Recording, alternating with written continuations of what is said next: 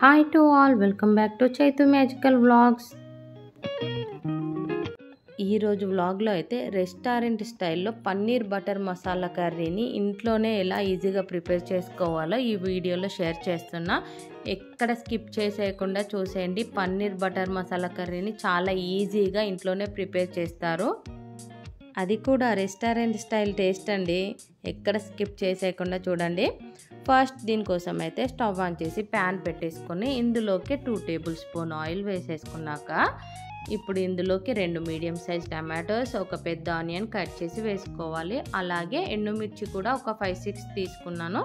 అలాగే ఒక 3-4 లవంగాలు, 3 ఇలాచీలు, ఒక చిన్న చెక్క, అలాగే బిర్యానీ ఆకు కూడా వేసేసి వీటిని మంచిగా ఫ్రై చేసుకోవాలి.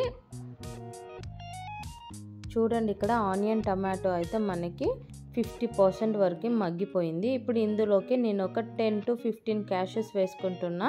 ఇది మనం పన్నీర్ తీసుకునే దాన్ని బట్టి కాజు కానీ, టమాటో కానీ, ఆనియన్ కానీ తీసుకుంటే సరిపోతుంది. ఇక్కడ నేను వచ్చేసి ఒక 200 grams వరకు పన్నీర్ తీసుకుంటున్నా.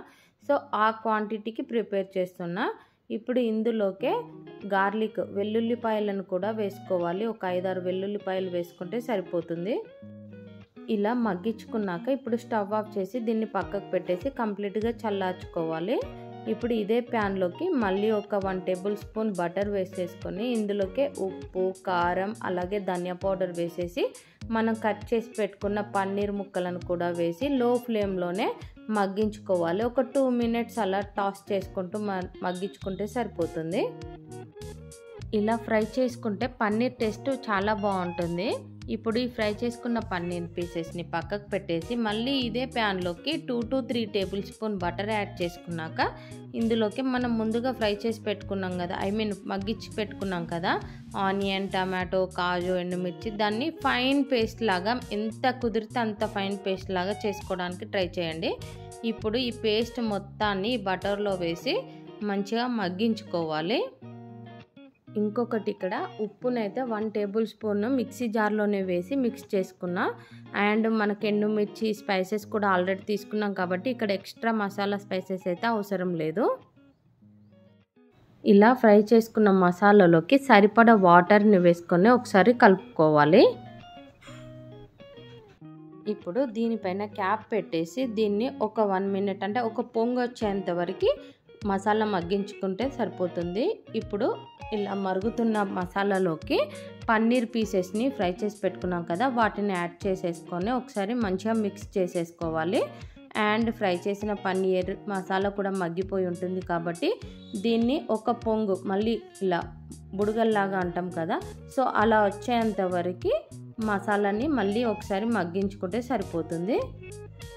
దీనిపైన క్యాప్ పెట్టేసి ఒక పొంగు వచ్చేంత వరకు మసాలా ఉడికించుకుంటే సరిపోతుంది. ఇలా చేయడం వల్ల పన్నీరు మసాలా ఫ్లేవర్స్ అనేవి మిక్స్ అయ్యి టేస్ట్ బాగుంటుంది. అండ్ ఫైనల్గా అయితే ఇప్పుడు 1 to 2 టేబుల్ స్పూన్ బటర్, అలాగే ఫ్రెష్ క్రీమ్ కూడా తీసుకుంటున్నాను. మీ దగ్గర ఫ్రెష్ క్రీమ్ ఉంటే తీసుకోండి, లేదంటే పాల మీద మీగడ ఉంటుంది కదా అది కూడా వేసుకోవచ్చు. బట్ ఫ్రెష్ క్రీమ్ వేస్తే టేస్ట్ బాగుంటుంది. ఇది ఎక్కడ సూపర్ మార్కెట్లో అయినా దొరుకుతుంది. అండ్ ఫ్రెష్ క్రీమ్ వేసుకున్నాక ఒకసారి మిక్స్ చేసేసుకోవాలి. ఇప్పుడు ఇందులోకి కసూరి మేతిని క్రష్ చేసి వేసుకోవాలి. ఏ మసాలా కర్రీస్లో అయినా ఇది వేస్తే టేస్ట్ బాగుంటుంది, ట్రై చేయండి. అండ్ ఫైనల్గా కొత్తిమీర వేసామంటే మన కర్రీ అయితే రెడీ అయిపోయినట్టే. ఇప్పుడు స్టవ్ ఆఫ్ చేసేసి ఒక సర్వింగ్ బౌల్లోకి సర్వ్ చేసుకున్నామంటే రెస్టారెంట్ స్టైల్లో ఉండే పన్నీర్ బటర్ మసాలా కర్రీ అయితే రెడీ అయిపోయినట్టే. అండ్ ఇక్కడ ఇంకొకటి, ఫ్రెష్ క్రీమ్ వేసాక ఎక్కువసేపు అయితే ఉడికించొద్దు. చూసారు కదండి, చాలా సింపుల్గా రెస్టారెంట్ స్టైల్లో పన్నీర్ బటర్ మసాలాని ఇంట్లోనే ఎలా ప్రిపేర్ చేసుకోవచ్చో.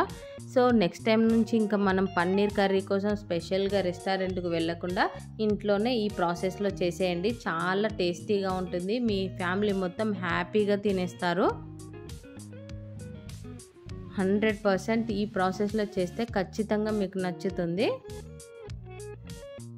ఇది ఈరోజు వ్లాగ్ అయితే. ఈ వ్లాగ్ నచ్చితే లైక్ చేయండి, షేర్ చేయండి, కామెంట్ చేయండి. నెక్స్ట్ వ్లాగ్లో మళ్ళీ కలుద్దాం. బాయ్.